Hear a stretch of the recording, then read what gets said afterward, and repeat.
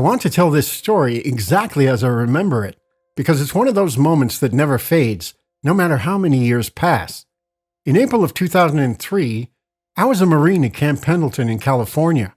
I was 28 years old at the time, in Marine combat training, out in the field with my platoon. There were about 40 of us there that day, a mixture of junior Marines and seasoned sergeants and staff sergeants. This wasn't a casual setting. It was structured, disciplined, and routine. Nothing about that day suggested it would turn into something I'd still be thinking about decades later. It was late morning, around 11 a.m. The sun was bright and the sky was completely clear. No clouds at all. The area we were training in was rural and overgrown, with chest-high brush scattered across the landscape. There were enough gaps between the bushes to move through, but it wasn't an area you'd casually wander into. We were off the main trail, sitting on a set of bleachers while an instructor ran a class session. For at least 20 minutes, we were all facing the same direction. I remember that clearly because it's the reason I know whatever we saw wasn't there before. The instructors were standing in front of us, backs turned to the brush behind them. Everything felt normal, even boring, the way training often does when you're just waiting for the next instruction. Then something changed. Without any warning, something slowly rose up from behind the brush, about 80 to 100 feet away from us. It wasn't fast, it didn't shoot into the air or burst upward. It just lifted, calmly and deliberately, like it had all the time in the world. At first, I didn't even know how to describe what I was looking at. The best way I can put it is that it was shaped like a rounded pyramid, not sharp, not angular. The top was smaller than the bottom, but the edges were round, almost softened. It was maybe 5 feet tall and 6 to 8 feet wide, small, especially compared to anything we'd normally associate with aircraft. The object was dark silver, and at first I thought the color might be coming from the brush beneath it. As it rose higher and the background became nothing but blue sky, the color stayed the same. There were no markings, no lights, no wings, no rotors, nothing that suggested how it was staying in the air, and there was no sound. That's one of the details that still sticks with me the most. No hum, no whine, no mechanical noise at all. We were close enough that we should have heard something, especially in that open environment, but there was nothing. The reaction around me was instant. Marines started pointing, shouting things like, "Oh my God, look at that thing." The instructors stopped mid-sentence. When they saw us all reacting, they turned around, and even they asked, "What is that?" They were more composed than we were, but I could tell they were just as confused. The object continued to rise, swaying gently back and forth as it ascended.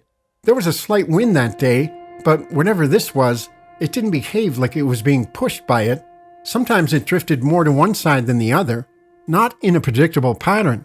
It didn't move at a constant speed either. It slowed, then picked up slightly, then slowed again. At one point, it looked like the object was changing shape. That's when I realized it wasn't changing at all. It was rotating. As it turned, the angles and reflections shifted, giving the illusion that its shape was morphing. But it was solid, stable, controlled. My mind immediately went to the most logical explanation I could think of. A balloon, maybe even a kite. I deliberately scanned the area, looking for someone holding a string, someone hidden out there in the brush, but there was no one. That area wasn't walkable, and there was no reason for anyone to be that far off the trail, especially on a military base during training hours. We weren't allowed to have cameras out in the field, but everyone sneaks them in anyway. I had mine in my pocket. I remember thinking about pulling it out, but I was sitting in a spot where I knew I'd get caught if I tried. I still regret that moment. I always wondered if someone else managed to get a picture. The entire sighting lasted about a minute and a half. The object kept rising, drifting further away, until it finally disappeared from view.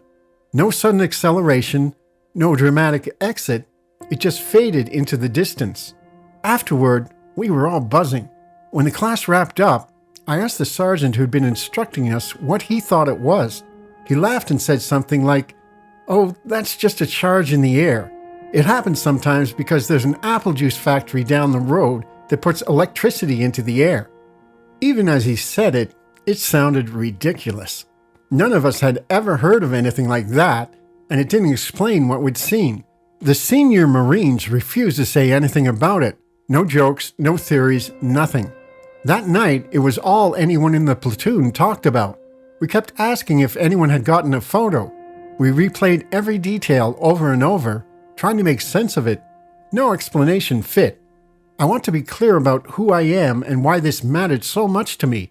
I served 4 honorable years in the United States Marine Corps.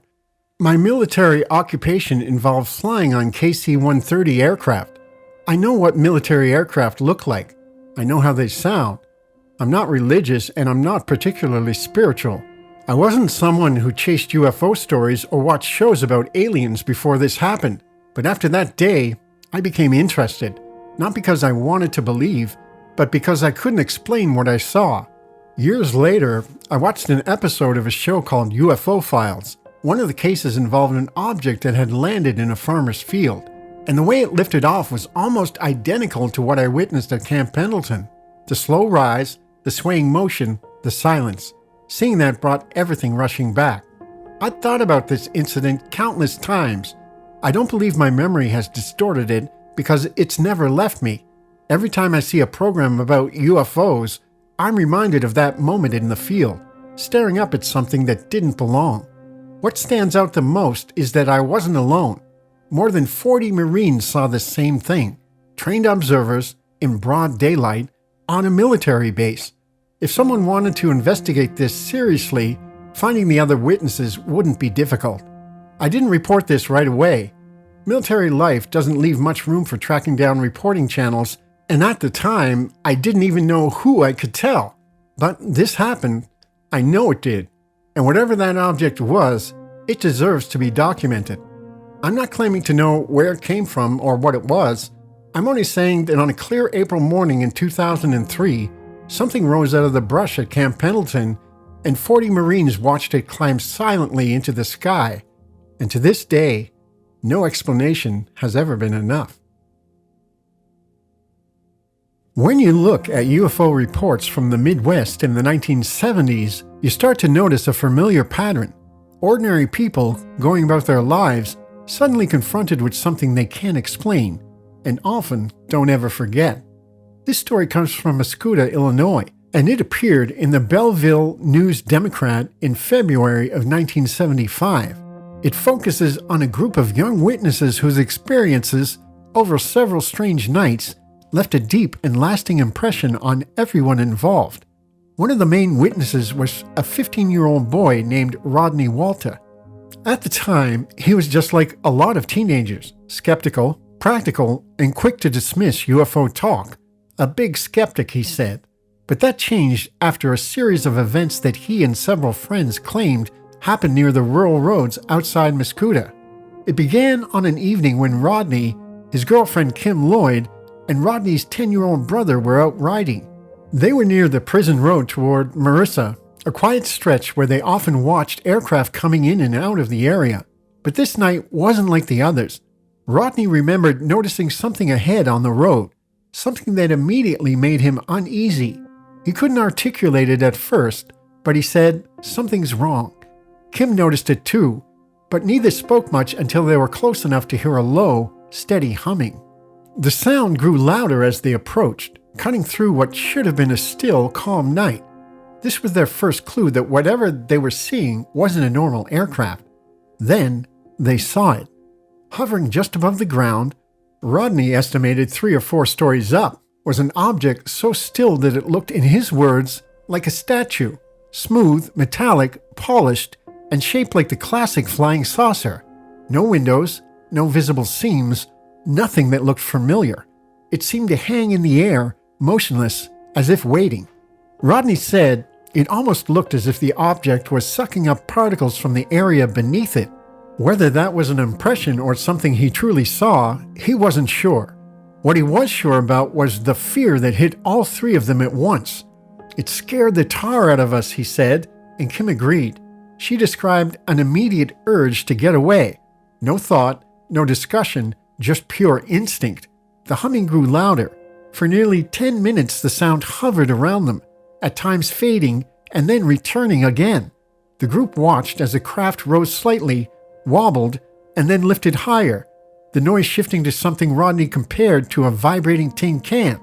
He said they felt what he called a real shock, though he never clarified whether it was physical or emotional. Whatever it was, it convinced them to leave. But that wasn't the end of it. Rodney would later describe this as the third UFO experience he'd ever have, but this one made the biggest impact, because over the following nights, the strange events continued, especially for Kim. The night after the sighting, she returned home, thinking the ordeal was behind her. Instead, she said she heard noises upstairs, the same kind of humming that had followed them on the road. She claimed something even looked at her younger brother, just a toddler at the time, though she wasn't able to describe what she saw, only that it didn't appear to be a person. Rodney shared similar moments. He recalled nights at home where noises came from outside, and times when he saw a figure at the window while he was in the back room with his brothers. Again, the same humming, the same sense that something wasn't normal. "We were not imagining it," Kim insisted, and her mother agreed. She said strange things had happened in their home before. Noises, unusual moments none of them could quite explain. Their friend Connie Duckworth also reported frightening encounters. She said she saw objects as clear as could be right in front of her, and that the sightings didn't stop with just one. A few days later, she saw another one, an oval-shaped object floating outside the bathroom window. Across southern Illinois, the same period saw an unusual spike in reports. Witnesses from Mascoutah to Highland and from Alton to Edwardsville also called in sightings within a 2-month span. Even state troopers reported incidents they weren't eager to talk about publicly, since any mention of UFOs could be a career risk. Rodney's mother supported much of what her son described, saying his details matched exactly what he had told her the night it happened. And she remembered her youngest asking, "Mom, what was that thing?" after they came home shaken and confused. Rodney and Kim maintained that the craft they saw was enormous, far larger than any plane or helicopter. Rodney estimated it was 5 times the size of a house, maybe as big as a barn, and they felt like they were directly underneath it at one point. "It was definitely a UFO," he said. "It moved across the field, then started to wobble, then it moved upward again." Kim described it as big, white, and odd-shaped, unlike anything she had ever seen before. "Terrifying," she said, something that stayed with her long after it was gone. And just as suddenly as it had appeared, it vanished. One moment it was hanging over the field, the next it was gone. Even with multiple young witnesses, a parent, and a friend who claimed her own sightings, the story remained just that. Another local UFO account from a time and place where these reports surged but rarely brought answers. And that's what makes cases like this so compelling. They aren't dramatic abduction narratives or government whistleblower claims. They're snapshots of ordinary people encountering something extraordinary with no explanation offered then or now. The fear, the uncertainty, and the confusion they felt were real, regardless of what was actually in the sky. As Connie Duckworth put it, speaking for everyone involved, "All I want to do is find out what we are seeing, and whatever it was, I know what we all saw." In March of 1948, less than a year after the strange events near Roswell, New Mexico, something even more extraordinary was said to have occurred in the remote desert outside the town of Aztec. This time, the story didn't involve scattered debris or weather balloons. According to those who would later come forward, what was found near Aztec was a complete craft. High on a rugged mesa near Hart Canyon, oil workers and locals reportedly discovered a massive metallic object resting on the rocky ground. From a distance, it appeared almost perfectly round. As they approached, its size became unmistakable. The object was described as a silver disc, nearly 100 feet in diameter, smooth and seamless, with no visible wings, propellers, or exhaust ports. There were no rivets, no seams, and no markings that matched any known craft. It wasn't buried, it wasn't burning, it was simply there. Witnesses later claimed the craft appeared largely intact, with only minor damage along one section of its hull, possibly the result of a controlled landing or mechanical failure rather than a violent crash. As people moved closer, They reportedly found an opening leading inside. What they saw there would define the legend forever. Inside the craft were bodies, small humanoid figures, often described as 3 to 4 feet tall, with slender limbs and disproportionately large heads. Some accounts claim the beings wore tight-fitting suits made of an unfamiliar fabric. Others said the bodies appeared delicate, almost fragile, with no visible injuries beyond whatever had caused their deaths. The interior of the craft itself was said to be unlike anything known at the time. Smooth walls, curved surfaces, no visible wiring or conventional controls. The designs appeared purposeful, efficient, and entirely non-human. Word of the discovery spread quickly through the area. Oil workers, ranchers, and locals reportedly traveled to the mesa to see the object for themselves. Some later claimed dozens of people witnessed the craft before authorities arrived. Then, according to the story, the military moved in. Army units were said to have secured the area within hours. Armed guards surrounded the site. Roads leading toward the mesa were blocked. Civilians were ordered to leave and warned not to speak about what they had seen. Large military trucks were reportedly brought in under cover of secrecy. The craft, still largely intact, was allegedly loaded onto flatbed trailers using heavy equipment. The bodies were removed separately and placed into sealed containers. By the next day, the mesa was empty. No wreckage remained. No official explanation was offered. As the story goes, what made the Aztec recovery especially unsettling wasn't just the presence of the craft, but how deliberate everything appeared to be. Witnesses later claimed there were no skid marks, no crater, and no sign of an uncontrolled impact. The saucer seemed to have settled onto the mesa rather than crashed into it. The detail would become central to later speculation, suggesting the craft may have experienced a mechanical failure rather than a catastrophic loss of control. Some accounts describe faint markings or symbols along the outer hull, etched so subtly into the metal that they were only visible at certain angles in the sunlight. No known alphabet or language could be identified, and no insignia resembled any military or industrial marking of the time. Those who claimed to have seen the interior said the craft felt strangely silent, as if sound itself behaved differently inside. There were no visible seats, no obvious instrumentation, and no recognizable control panels. Instead, the space appeared open and minimal, with curved surfaces that seemed grown rather than assembled. Several versions of the story claim the bodies showed no obvious signs of trauma. There were no broken limbs, no burns, and no visible blood. This led to speculation that whatever caused the occupant's death may not have been the landing itself, but a failure of life support or exposure to Earth's environment. By the time military personnel secured the area, the atmosphere reportedly changed completely. Civilians were ordered away, and those who lingered too long were allegedly threatened with arrest. Some later claimed they were warned never to speak of what they had seen, under the penalty of severe consequences. By nightfall, powerful lights illuminated the mesa as recovery operations continued. Heavy machinery moved in silence. The craft was covered, loaded, and removed piece by piece, as if the operation had been rehearsed in advance. By morning, there was nothing left to see. Only disturbed soil, tire tracks, and the lingering sense that something extraordinary had been taken away. According to later accounts, the recovered craft was transported to Wright-Patterson Air Force Base in Ohio, a facility already rumored to house classified aerospace research and unusual recovered materials. And then, the story vanished. For more than a year, nothing appeared in the newspapers. There were no press briefings, no military statements, no public acknowledgement that anything unusual had occurred near Aztec. The incident might have been forgotten entirely if not for one man.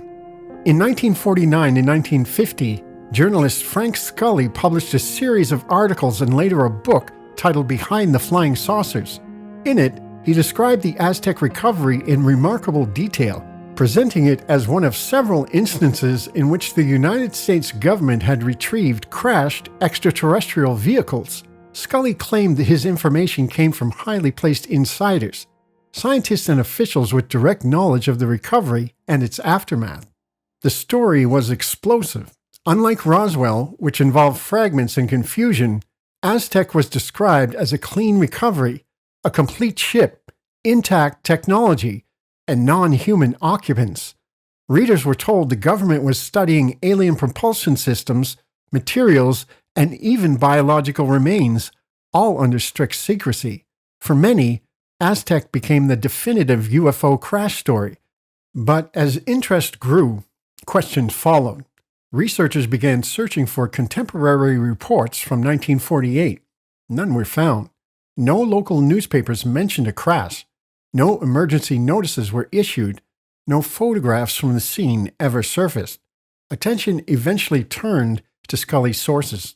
The two men most closely associated with providing the story were Silas Newton and Leo Gebauer.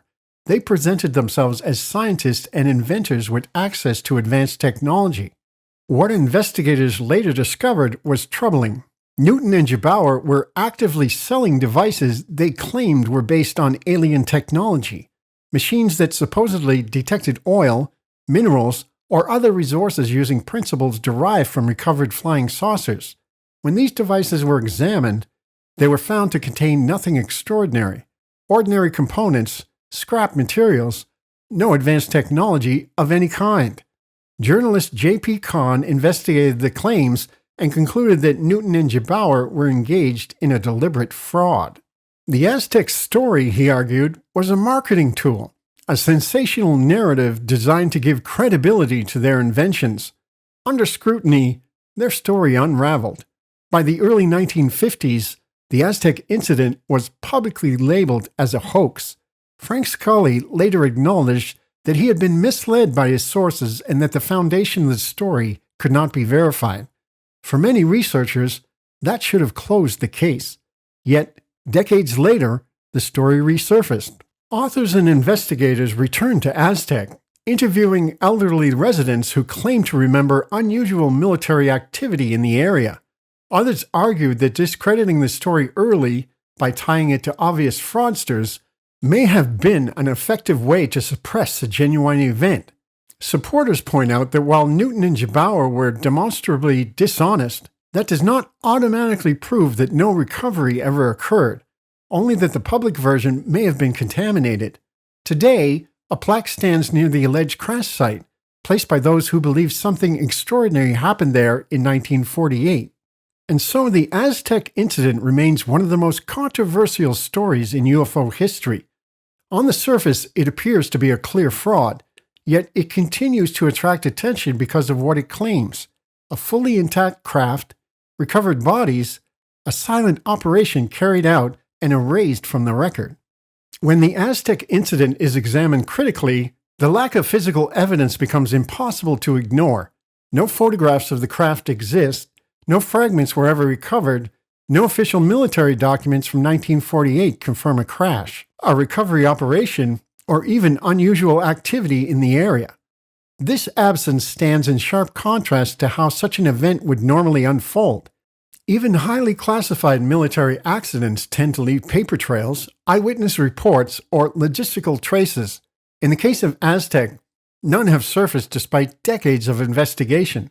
Skeptics also point out that the story relies almost entirely on second-hand accounts, many of which were recorded years after the alleged event. Human memory is fragile, and recollections can be influenced by repetition, suggestion, and the passage of time.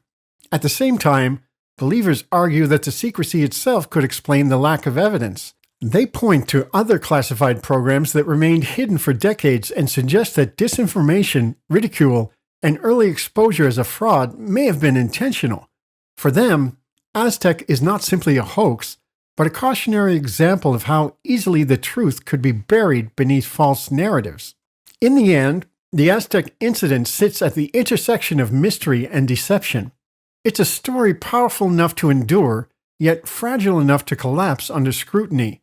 Whether it represents a genuine encounter with something not of this world, or one of the most effective UFO frauds ever constructed, may ultimately say more about how we investigate the unknown than about what actually happened on that remote New Mexico mesa. Whether the Aztec Incident was a calculated hoax, a distorted rumor, or a truth hidden beneath layers of deception remains unresolved. But one thing is certain: Had the story never been exposed when it was, Aztec might today be remembered not as a footnote, but as the single most important UFO case ever recorded. If you enjoyed this episode, please like, subscribe, and share it with someone who loves a good mystery. Leave a comment with what you think really happened. And until next time, stay curious, stay safe, and keep looking up.